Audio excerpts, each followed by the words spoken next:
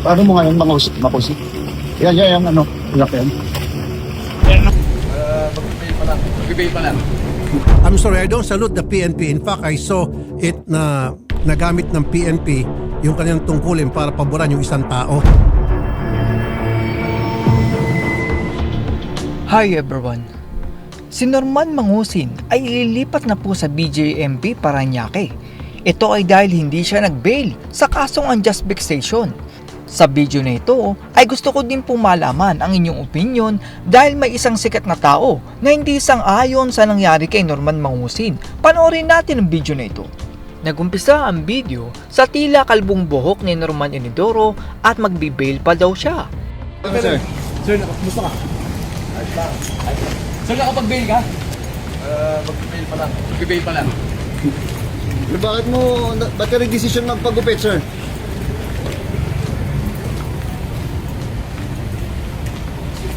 Gulo si sir niya. Dito ay lumabas na si Norman Inidoro at hindi na nagsasalita sa media at diretso na sa kanyang sasakyan papuntang BJMP Parañaque. Sir, good morning po. Sir, ba't di ka nag-cancel? Sir, baka may mensahe po kayo sa mga supporters niyo, sir? Na gusto po ba kayo sabihin? Paano mo ngayon makusip? Yan, ano, ilak yan. Sir. Sir, reaction niyo lang po na dadalhin kayo ngayon sa Parañaque? Na gusto po ba kayo sabihin?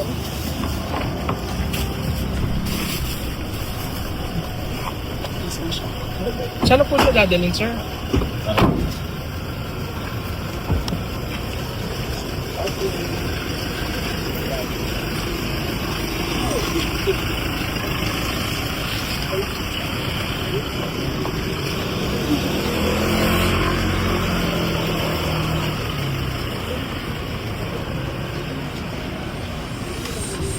Tingnan naman natin ang opinyon ng isang sikat na tao at sa pakiramdam ko ay mukhang may mali sa information na nakarating sa nagumpisa ang video nang sabihin ng senador na ayon daw sa isang major ay bawal daw magbigay ng identity ng isang tao kung hindi pa convicted.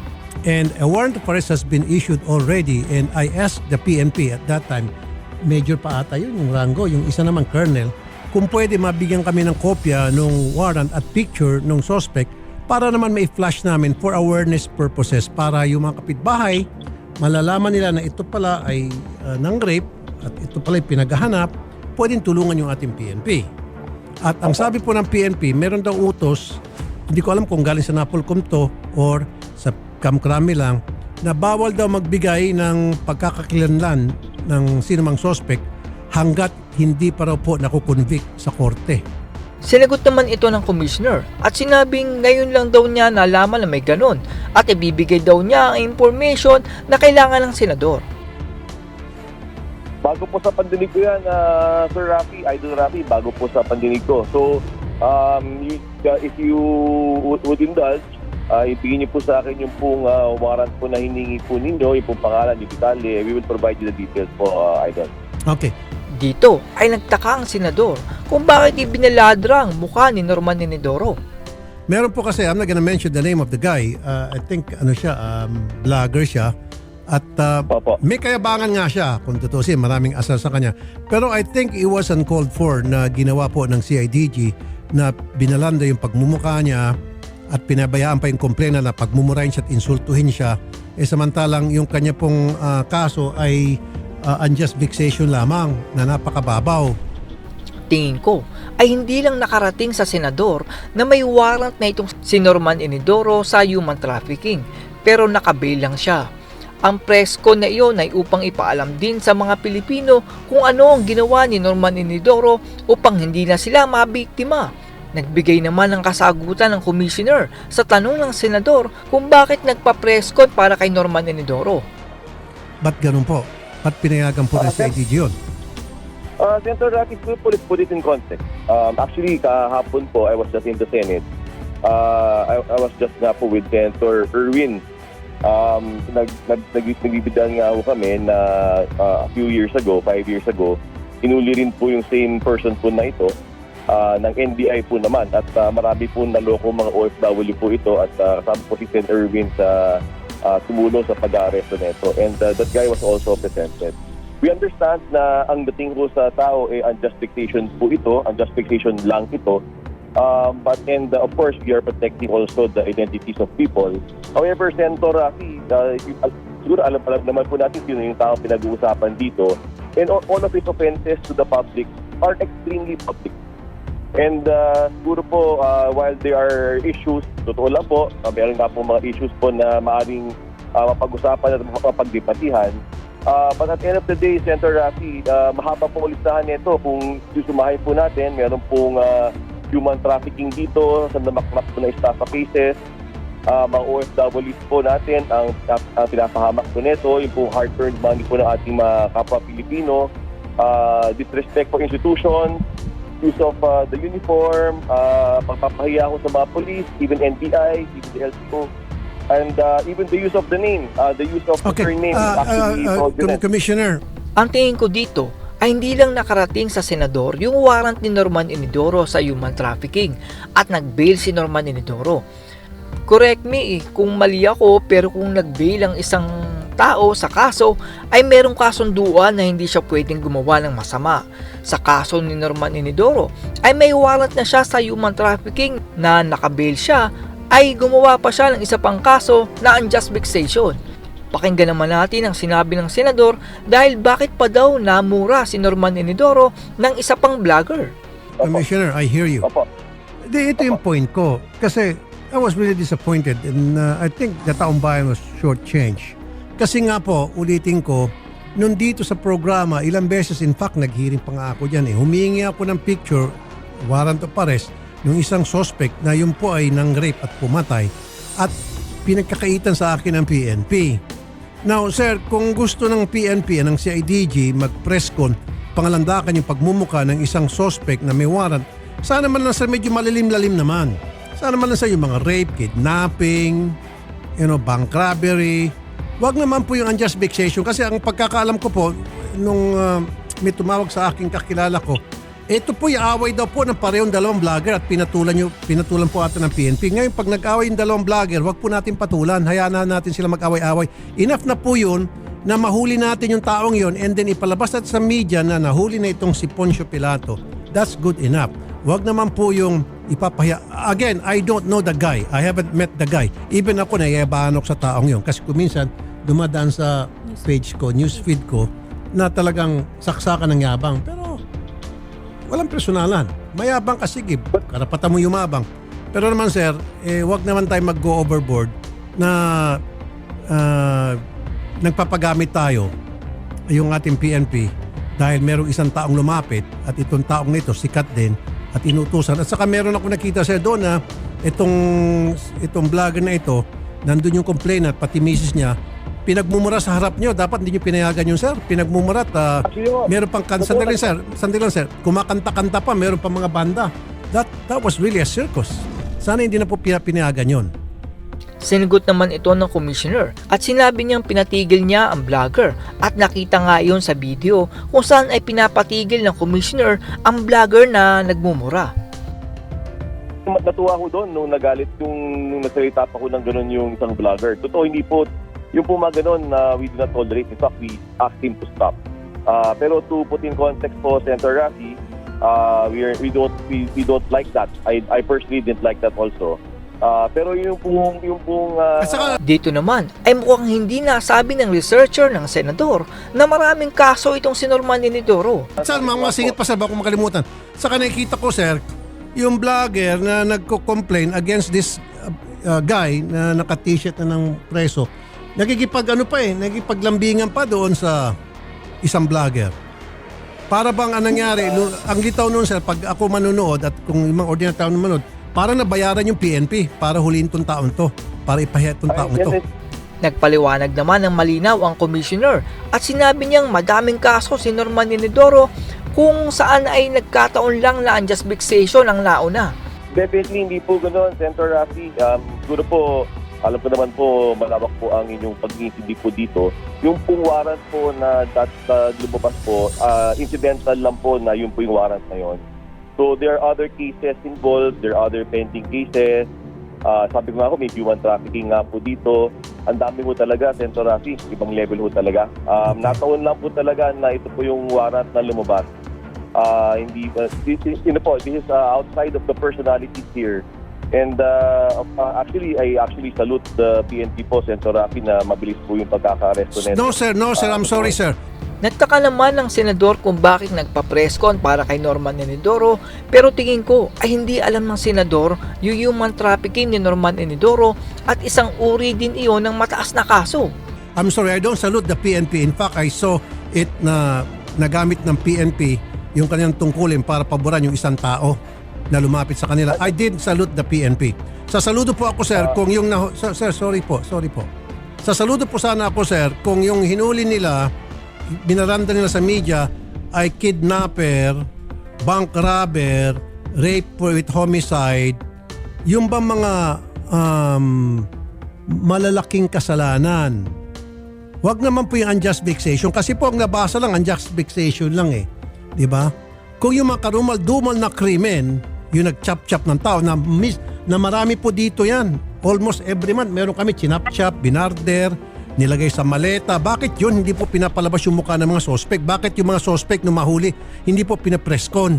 Meron dito, di ba, yung nilagay sa maleta, yung babae, nung magkaibigan? Nahuli yun.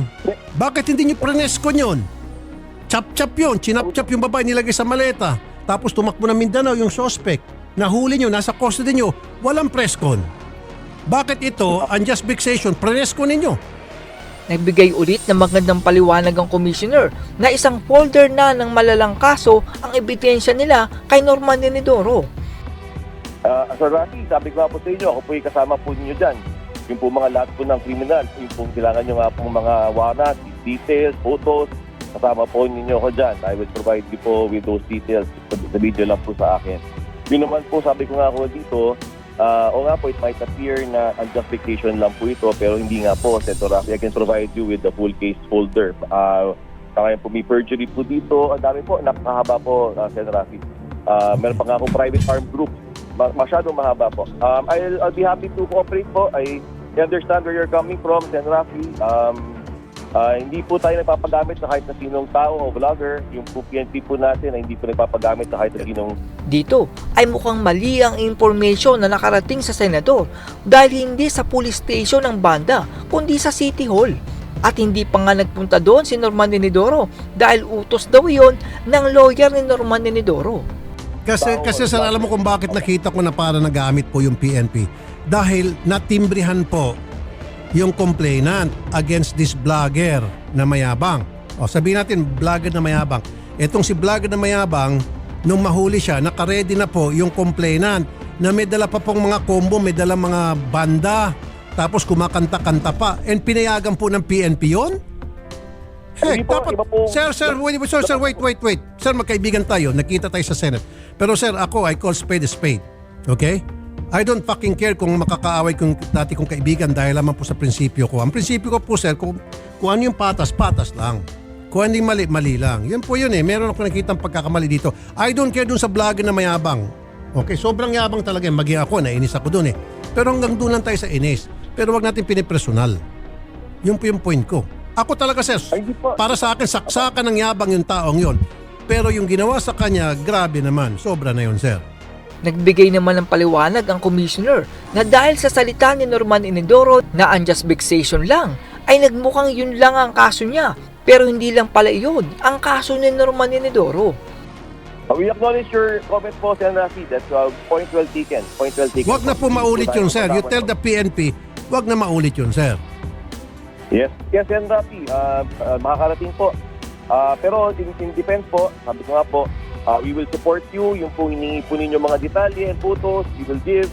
Sabi ko rin nga po, ang na-highlight lang po kasi, nagsalita rin po kasi yung pong vlogger nga na yun, na isa, yung pong hinuli, ang sabi niya, unjust vexation lang po yun, yung kaso niya. Pero sabi ko nga po, mahaba po, Senator Rafi. Yes, sir. Inulit uli ng senador ang banda sa police station pero hindi po yun sa police station kundi sa City Hall at wala po doon si Norman Enidoro kundi nasa hotel. Again, for the last time, patibagsangan ng oras, it leaves a bad taste. Kasi example, hulihin siya. Alam na nung PNP Ibig sabihin, itong complainant laban dito sa mayabang na vlogger, tinimbiran yung PNP. Ngayon sabi ng PNP, wag kayo mag-alala, huli na natin. Now, pagdating po doon sa presinto, nandun na po yung banda. May banda, sir. Tapos may mga Sir, sandali lang, sir. Sir, wait. Marami doon nagkakantahan pa sila. Yung kantang pang-asar, which okay lang. Kasi asadero din, mga asar din itong sinahuli. Kung tutusin, walang pakialam kasi nang asar ka ngayon, inaasar ka naman. Pero wag sana sa level na pati yung PNP, the PNP will stoop down to the level of this guy na sobrang yabang kaya nahuli. Yun po yung point ko. Maging patas po sana yung ating PNP at wag po makisawsaw sa away ng bawat ng parehong vlogger. Ipinaliwanag naman ng commissioner na hindi niya nakita ang banda. Yun po ay dahil wala talaga ang banda sa police station kundi nasa City Hall. Okay, sir? I agree, Senator Rafi. Tama po kayo. Hindi ko po alam po na may banda. Meron po. Po sa PNP, hindi ko po nakita. Sensya na po, Senator Rafi, hindi ko po nakita. And I'm sure po the PNP did not know that. Di naman po na-coordinate sa amin po yan initially, Senator Rafi. Pero nakita po namin yung warrant on the day. Yes. So meron yata, actually I'm reviewing yung po mga vlog nila. Pinapanood ko po actually even kagabi. Mahaba na yata yung away nila. So, pero sabi ko correct. Ibig sabihin, sir, wag makisawsaw yung PNP natin. Sir, yung lalaking yun na nahuli, mayabang talaga yun, sir. Admittingly, talagang kahit na sino nayabangan doon. Pero naman, wag naman maging OA yung ating PNP para isakatuparan yung hustisya, meaning hulihin siya dahil may warrant of arrest, dalhin siya sa korte o kung sino mang korte nag-issue ng warrant. Wag naman po yung OA. Kasi nakita ko po, sir, may banda pa at saka may kantahan pa. Tapos ngayon, pinayagan yung complainant, kasama yung misis niya, nilalait-lait yung naka-uniforme na nga, nakayuko na nga, lalait-laitin mo pa. O grabe naman. And then, pinapayagan po ng PNP. Why? Bakit pinayagan ng PNP yun? Nandun na nga, naka-uniforme na, nakayuko, kumbaga dapa na, sir eh. Nakayuko na yung tao, hindi na umimik, mangyak-nyak na, and then pinapayagan yung mag-asawang complainant, nilalait-lait siya. At nandun yung PNP, nakita, sir, kitang-kita na mata ko, itong complainant at saka yung PNP, naglalandian, sorry for the word, nagpiprensip-prensipan. Ang sakit sa mata, sir. Yun lang, sir. Sa uli ay sumang-ayon na lang ang commissioner para hindi lang humaba ang usapan. Pero mukhang nagkamali ang researcher ng senador sa mga information na ibinigay nila sa senador. Tama po kayo, Senator Rafi. Very point well taken. Totoo po, again, I repeat, I apologize siguro po for the PNP and for your sensibilities po, yung pong sakit po na nakita po niyo dito. I did not know about the ban. Yung pong isang vlogger naman po na isa na nagsalita, totoo lang, out of place po yun. I understand, and that is also wrong. We will make the proper correction, Senator Rafi, at makakaasa po kayo na patuloy po natin i-improve ang ating serbisyo po sa taong bayan po, Senator Rafi. Thank you, sir. Na po. Tama po kayo. Thank you. Yan lang po. Commissioner Rafael Vicente Calinisan, Vice Chairperson, Executive Officer ng Hampolco. Maraming salamat po sa time na binigyan nyo sa amin. Magandang hapon po, sir. Opo, mabuhay po kayo, Rafi. Idol po. Maraming salamat. Thank you. At yan po, ang tila mainit na kaganapan na humahati sa mga Pilipino ngayon. Sa tingin ko ay nagkamali ang researcher ng senador dahil sa dami ng information na nasa social media ngayon. Sa live pa lang ni Norman Inidoro ay ilang oras na at sa mga sikat na vlogger ay tumatagal din ng mahigit sa 1 oras din. At nung narinig ng lahat ang speech ni Norman Inidoro sa press con ay napukaw niya ang damdamin ng mga hindi alam ang buong istorya. Hindi nila alam yung ibang malalang kaso ni Norman Inidoro tulad ng human trafficking, pang-i-scam sa mga OFW, pag-iiba ng pangalan para maka-scam at kung ano-ano pa para lang kumita. Ganun pa man, ay sa dami ng kaso nakakaharapin ngayon ni Norman Inidoro ay paniguradong hindi na siya makakalaya. That's all everyone. Salamat sa inyong panonood. This is Chuck and you're watching Biker Room.